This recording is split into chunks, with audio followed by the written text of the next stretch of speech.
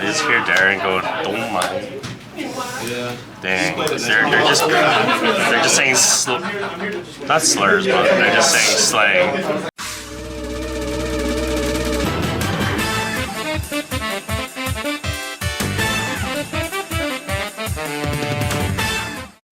Hey everyone, this is Curb Knight, bringing you another standard match. Today we have myself on the right playing Magnolia. Specifically, I'm going to be playing the Patriarch variant. Now this is a deck build I haven't really messed around with too much, but I decided to take it to locals, see how it does, and I'm pretty satisfied with the results. I think I finally found a build that I'm fairly satisfied with, of course. Now as you can see, I am playing Rancor Chain in the Ride deck. I just don't like Karis anymore, and I think that Magnolia as a deck kind of does need to see a lot of cards in the drop zone, and Rancor Chain definitely does help with that. As you saw, I did have to discard 2 cards because I didn't see the order, but the cards I discarded are Goldo as well as a Bonispati, which you will see both of those cards come in handy later. We are going to be able to utilize that discard too.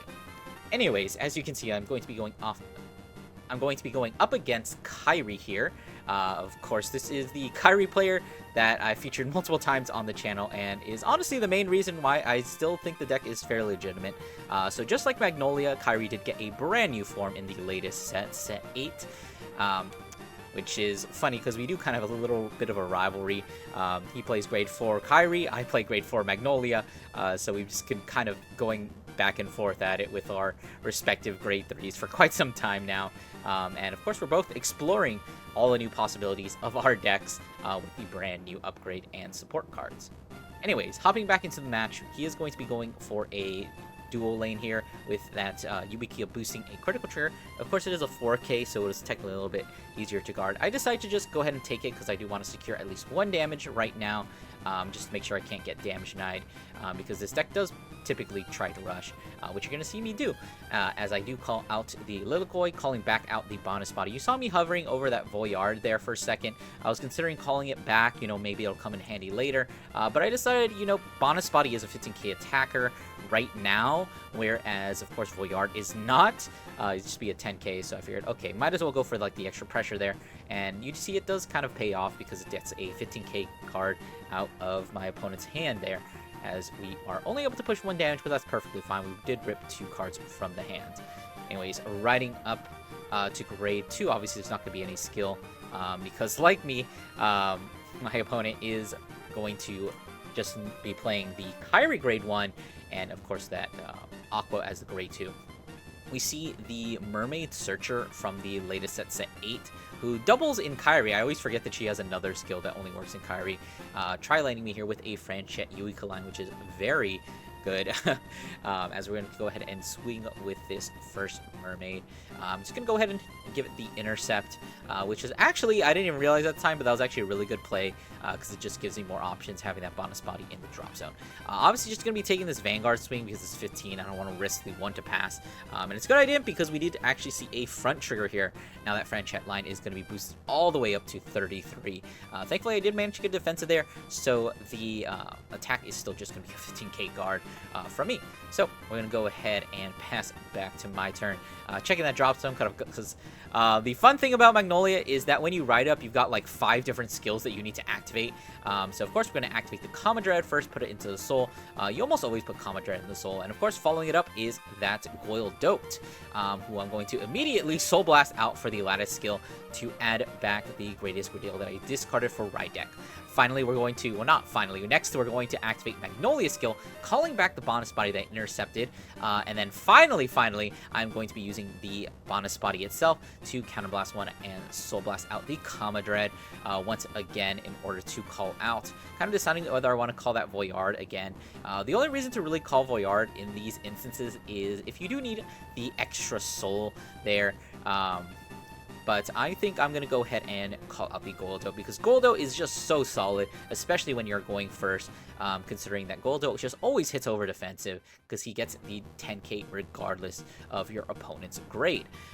So I'm considering, I do believe I have another Bonispati in my hand, so I'm wondering if I do actually want to commit it to this board, but I think that, like, the fact that my hand is already, like, kind of shrinking. I've only got 4 cards in hand. I think it's better if I just play a little bit conservative. I already have 4 attacks on board. 2 of them are very cringe. Only 1 of them hits over defensive. And of course, my Vanguard is at 18, which is also just another cringe number. As we're going to go ahead and just swing 10. That's going to call out the intercept. I was debating whether I wanted to just use Liloquois to attack into the intercept anyway. But thankfully, you know, I didn't have to decide that. As we're going to go throw out the 18.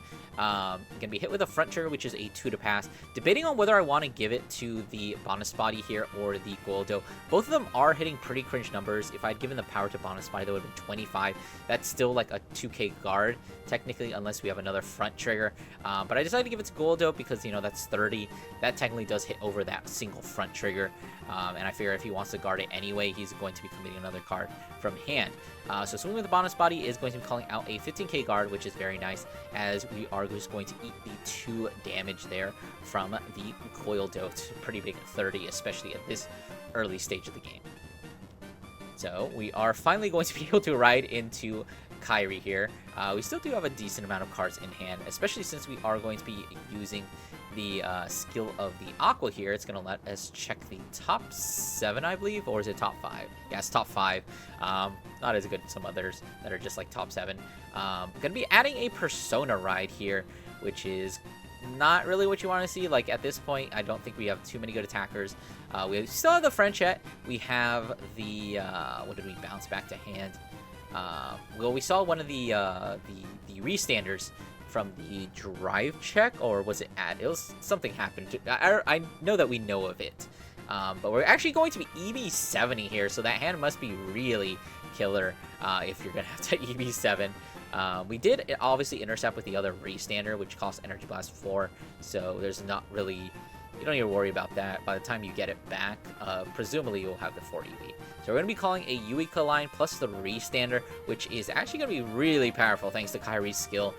Each of them gets another 5k. The grade 2 on its own gets a continuous 5k, and then obviously calling something in front of the Eureka gives Eureka another 5k, making that both those units in that column gain an additional 10k effectively. So making an 18k column into a 38k column, which is very scary. We're going to be calling this other grade 1, who is technically just a 10k base as long as you're on Kyrie. But the main utility she serves, as you're going to see here, is the fact that she puts a bunch of cards into your soul. So just like Magnolia, you do want to be playing the assistance triggers as well as the starter, just because, you know, archetypal things make sense. This first attack is going to be hitting for 20. I don't really like that this is a 2-card guard, especially since my hand is not the greatest. I do have over trigger in my hand, so I have that emergency panic button. But outside of that, I believe one of the other cards is a habitat, and I have like 2 15k shields. Now I still do have the 10k shield from the Liloquois, as well as that intercept with bonus body. But I'm just going to go ahead and try and bank on some defensives here, because that other attack is 30, and to hell if I'm guarding that, especially since I have 3 more attacks coming right after that. But unfortunately, I don't see a single defensive here. This Kyrie is the weakest swing here, only swing for 13k, as of course we use the Penelope there. That's the name of the restander, to just restand that entire column for another 38k swing. And then the calls off the Kyrie are not the same. One of them is going to be a Frenchette, as well as that grade 1 again, putting another card into soul. And of course, me being at grade 3 does mean that this Kyrie has triple drive. So I'm debating whether I want to throw down the 15k shield for the 2 to pass, which is a little bit risky, or if I want to maybe even just commit the Liloquois to make it a 3 pass. I think that's also a pretty decent play. What I don't really want to do is commit my over trigger to this attack, because I kind of want to keep it just in case I need it to guard one of the other attacks. So I'm going to throw down the 15k for a 2 to pass, and I've been 2 to pass broken here, so I see the first check, and then I see the second check, and I breathe a sigh of relief, just because that means this guard is going to be successful. Now that is a critical trigger there. It does definitely complicate things as we swing with the 38 here. Once again, that's another 2-card guard. I believe I only have the 115 here, so I'm thinking, okay, I can just take this one, and then if I need to, I'll throw down my OT to guard the last one. But thankfully, after taking this damage, I actually see a heal trigger, which is just as good as a defensive in this situation, but actually better since, you know, I am able to basically nullify that attack. So this 45 5k swing here. Now that with that defensive, I can go up to 38 with a single trigger, and then using the Lilikoi, I can pump myself up all the way to 48, enabling me to guard that attack. So we're going to go ahead and use Franchette to bounce the grade 1, and then during the end phase, Kyrie is going to bounce the Franchette. Honestly, maybe we should have just bounced the Yuika there, since Franchette does kind of stand as a intercept in that situation. So, you know, a little bit more shield, like 5k more shield, but as you're going to see, it's probably not going to matter.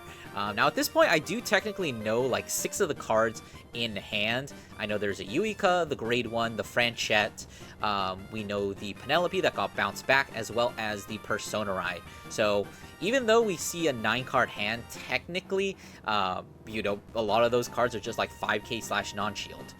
Anyways, passing back to my turn, I'm able to play the Greatest Gradale that I, you know, discarded and had in my hand last turn. Unfortunately, Greatest Gradale is not as powerful as actually Persona Riding, just because you get so much advantage. As you're going to see here, I don't get any soul, I don't get a call back a Goildo, I don't get a call back anything from the drop zone, so it's common, and this turn I am actually going to have to counterblast for Magnolia. So now I am actually going to go ahead and call a Sayroll using its skill. I figure since I haven't seen a single Magnolia in damage or throughout this game, I might as well like gamble on it, and it does pay off as I do add the Persona Ride. So if I'm not able to finish things this turn, I definitely will have a pretty decent time next turn. Now I guess I do kind of misplace the Sayroll, like I probably should have put it in the other zone where I call the Voyard, as I call that bonus body that I kept a couple turns ago, using it just to call out the Voyard. Technically, it would have been a better idea to just call out a Goildo. It's more power, and if it had been in the center column, I could have just drawn a card, effectively doing the same thing as Voyard in this situation. But as we're going to see, it's not really going to matter too much. Swinging in my Vanguard for that nice 23, throwing down a 15k as well as another 5k. Probably going to commit another 5k here just to, what's it called? Yeah, just make it a 2 to pass. Now that I'm thinking about it, we do actually know more cards in hand from the triple drive. We saw the crit from the triple drive, and the other 2 were 2 5k guards. I'm going to see a draw trigger, but as you see, I accidentally flipped over a critical trigger there. That was what I drew off of the draw trigger. So I figure, oh no, it's probably not worth it to just give everything to Van. But turns out it could have been, because I flip over a critical trigger next, giving all the power to the Gnosa. And wouldn't you know it, the third check is also another trigger, a heal trigger here, which is actually going to proc.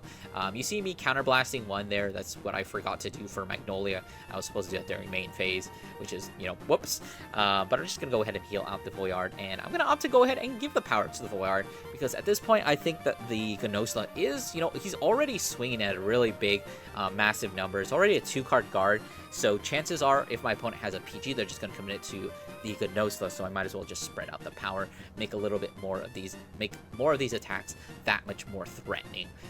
So kind of deciding where I want to swing next. As I'm going to go ahead and swing the bonus body, now being 30 is a very solid attack. Now this is a little bit of a misplay, I suppose. I probably should have swung with Gnosla next, considering it was a lethal swing. But thank God I didn't, because for whatever reason, my misplay didn't get punished, because we do actually see a heal trigger there. So if I had actually swung with the Gnosla, it would not have been enough to kill, and then, you know, I would have had a little bit less power on these swings. As we're just going to be taking these other 2 swings, the Voyard being at 40k base on its own is just too much for this all 5k hand to deal with. And then this Gnosa for 45, also not going to be able to be guarding that. But even if we did, if we were able to guard that, we still had the 68 from the Sayroll there. But that's going to be the match. I hope you guys enjoyed. Don't forget to listen to things, like, comment, subscribe, and I'll see you guys in the next one.